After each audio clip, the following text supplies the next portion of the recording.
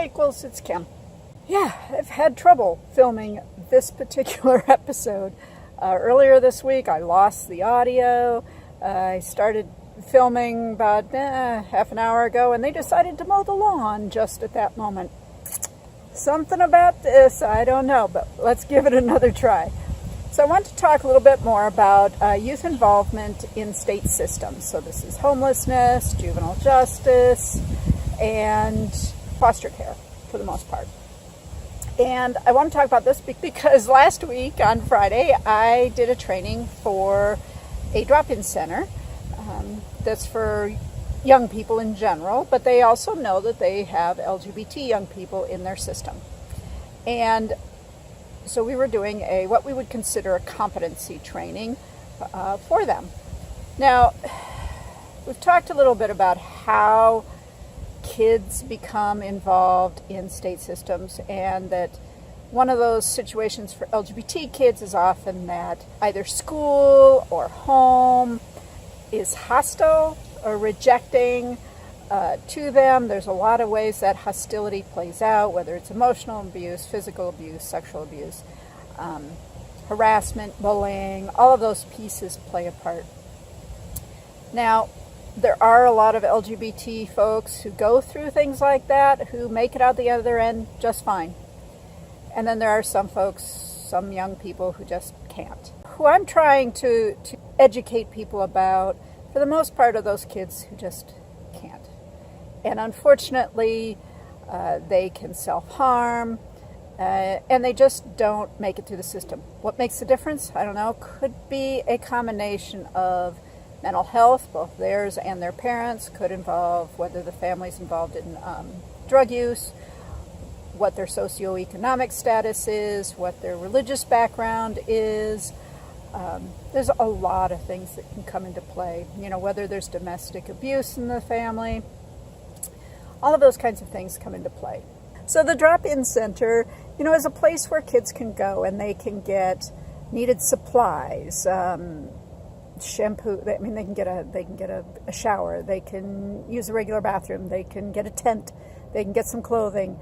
They can cook. They can get some food. They can get personal supplies, tampons, all that kind of stuff that folks need. Now, if you're a transgender young person and you're trying to access a center and you're a trans man, trans boy, and you have to go in, and you may actually still need tampons or sanitary napkins, becomes a bit of an issue if the drop-in center staff are not culturally competent. So that's what we were kind of doing at this drop-in center, was trying to do some cultural competency. They're actually relatively well along the way. Some of the things that we talked to about them is how to make it known to a young person that you're LGBT friendly. And one of the ways that folks can do this is by introducing themselves. So they would say, "Hi, my name is Kim, and I use she, her, hers pronouns." What pronouns do you use? For most people, they're going to do one or two things. They're going to say, "Oh, well, I use," and then tell you whatever pronoun you kind of guessed they were going to use, she, her, hers, he, him, his. Or they're going to look at it and you go, "Why are you asking that question?" And in that case, you can say, "Well, we ask that question of everybody. You know, do you use she, her, hers? Do you use he, him, his?" And they can answer the question or not. But what it does is give an opening for particularly transgender or gender non-conforming youth to come out to you, to say, "Well, I use they, them, theirs," or "I identify as gender non-conforming." The truth actually is that kids on the street are unlikely to be well educated in the LGBT movement and that language. So the idea that they will actually use gender nonconforming or transgender is, maybe they have that language at their disposal, and maybe not. So, but that is an opening. Also, in an intake process, sitting down and saying, "All right, here at the center, we have a non-discrimination policy in place, which means there's no bullying, no harassment, no discrimination against anyone based on race and religion and national origin and ancestry and sex and age, etc., and include sexual orientation and gender identity. and then post that non-discrimination policy around. Explain thoroughly what you mean. You can't call people names, you can't harass them. Now, if somebody breaks that rule or that policy, we advocate that the first thing that gets done is to do some educating. Why is that harassment? Why is that bullying? They may just not know that speaking to somebody in certain ways is harassment and bullying. It might be something they just heard all the time at home, and they don't know that that's considered harassment or bullying. Here's an education opportunity. They may not know that certain words are considered bad. And so our first suggestion is do some education, see if you can correct behavior patterns, language usage, unknown biases that the person may have, and then hopefully that probably will correct most behavior that breaks that non-discrimination policy. Now, so if the person continues to violate a non-discrimination policy through harassment or bullying or direct discrimination, then they should be dealt with. You don't blame the victim. All right? So what does blaming the victim look like? Well, that's when you say something like, well, if you just were more masculine, they wouldn't talk like that. Or if you just dressed a little more feminine, they wouldn't do that to you. That's victim blaming. Bully, or the person doing the harassment, is the one that needs to be addressed, not the victim. So that's one of the ways that we can help LGBT young people who are system involved. Other ways is just to understand language. As I mentioned, LGBT young people who are system involved are likely not to understand the movement and understand all the language that we've been talking about. So they may have interesting ways of identifying. They may not know what's going on with themselves. Adolescence is a time of discovering one's self and leaving the opportunity and the opening for them to identify as gender nonconforming, transgender, gay, lesbian, bisexual, pansexual, asexual, all of the variations. It's a comforting place for a young person to be, where they can experiment with their identity. Adolescents do it all the time. They dress differently, they take on different personality, they act like their favorite actress. There's all kinds of ways that young people play with identity. So we've also talked about SOGI data collection, so that's sexual orientation, gender identity, and drop-in centers are certainly a place that could do that.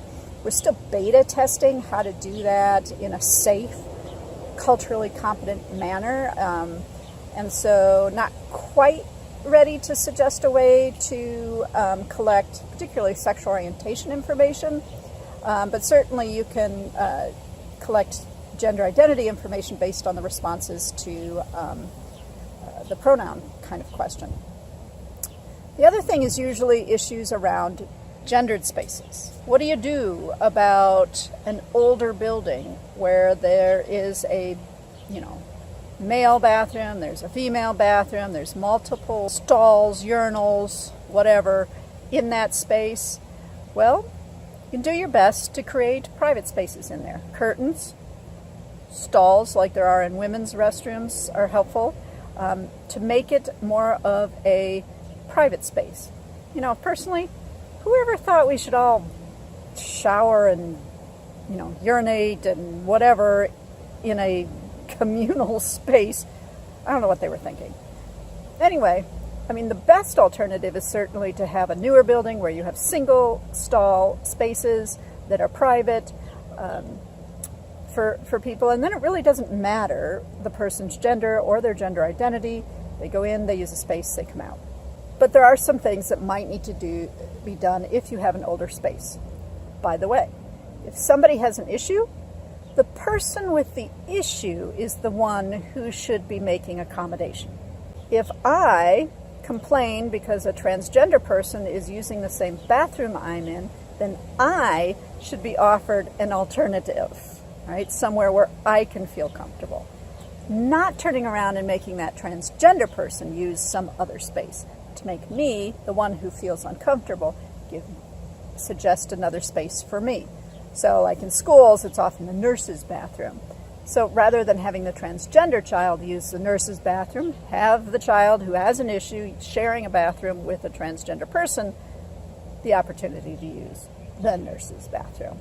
Finally, address all claims of harassment or bullying that an LGBT person makes seriously. Don't just think that, oh, it's not that big a deal. Take it seriously. Address it. As I mentioned before, education goes a long way and it'll solve a lot of problems. Not every one of them, but it solves most of them. But you got to take the time and the effort, which means you also have to be culturally competent and able to translate that language when you're talking to somebody else. That's why cultural competency training is important.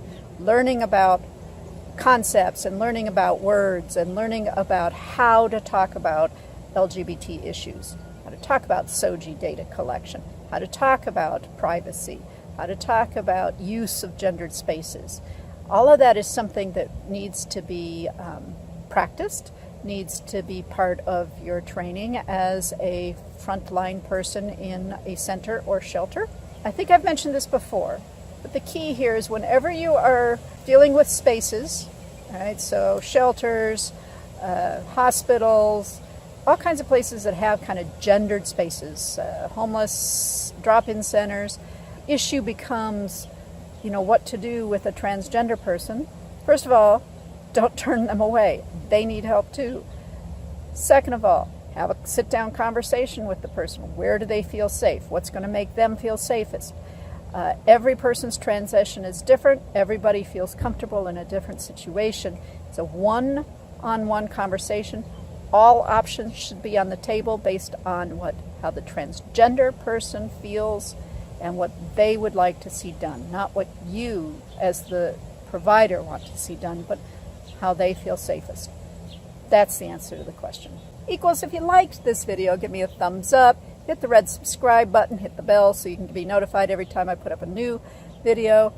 I'm looking forward to talking to you next week, and have a great weekend. Bye, Equals.